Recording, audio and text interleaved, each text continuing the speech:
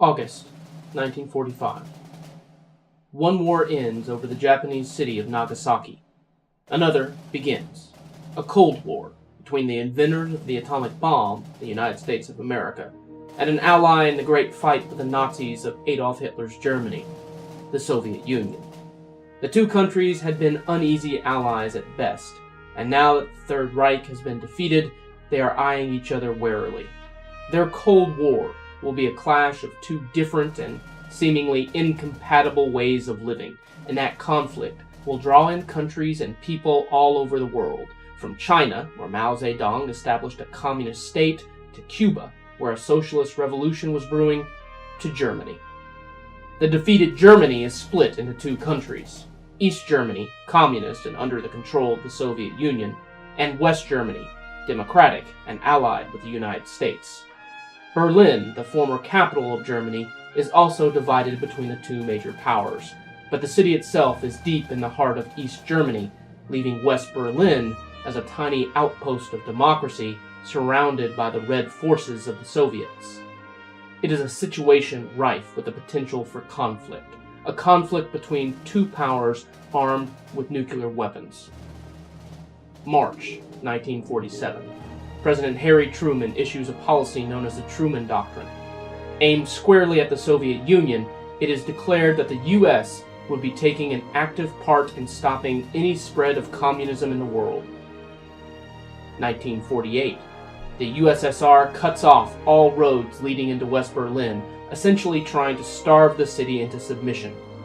In a brilliant move known as the Berlin Airlift, the U.S. arranges for planes to fly over the city and drop boxes of food and supplies, something they do for over a year until the Soviets relent. In 1957, the world is shocked to learn that the Soviet Union has accomplished something that the United States hasn't. A man-made satellite orbits the Earth for the first time in history. Sputnik, as the satellite is called, is a wake-up call to Americans and to President Eisenhower that the frontier of space can't be ignored. The space race begins. In the Western Hemisphere, several countries flirt with revolution and communism, especially the island of Cuba, which lies less than 90 miles from American shores. A revolutionary named Fidel Castro has overthrown the Cuban government and replaced it with a communist regime. Castro seeks out military ties with the Soviet Union. November 1960. Senator John Fitzgerald Kennedy of Massachusetts wins one of the narrowest election victories in American history over Vice President Richard Nixon by a little more than 100,000 votes. Kennedy is a symbol of the new frontier of the 1960s, a decade of change and upheaval. He inherits a secret war against the communist Castro dictatorship in Cuba, a war run by the CIA and angry Cuban exiles. This war culminates in the disastrous Bay of Pigs invasion in April 1961. 1,200 Cuban exiles steamed towards Cuba, trained by the CIA and equipped by the United States to overthrow Castro. The moon is full, however, illuminating the landing beaches, and Castro has been previously alerted to the invasion. The Cuban exiles are attacked before they can get off the beaches, and Kennedy refuses to provide air cover for the exiled Cuban brigade. Kennedy takes public responsibility for the failure, but appears weak to Soviet Premier Nikita Khrushchev.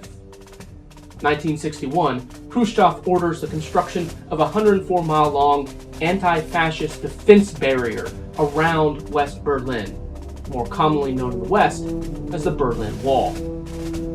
In October of 1962, a U-2 flight over Cuba has revealed that the Soviet Union is placing medium-range ballistic missiles on the island, capable of delivering a nuclear warhead as far north as Washington, D.C. within 13 minutes. This is where our night begins.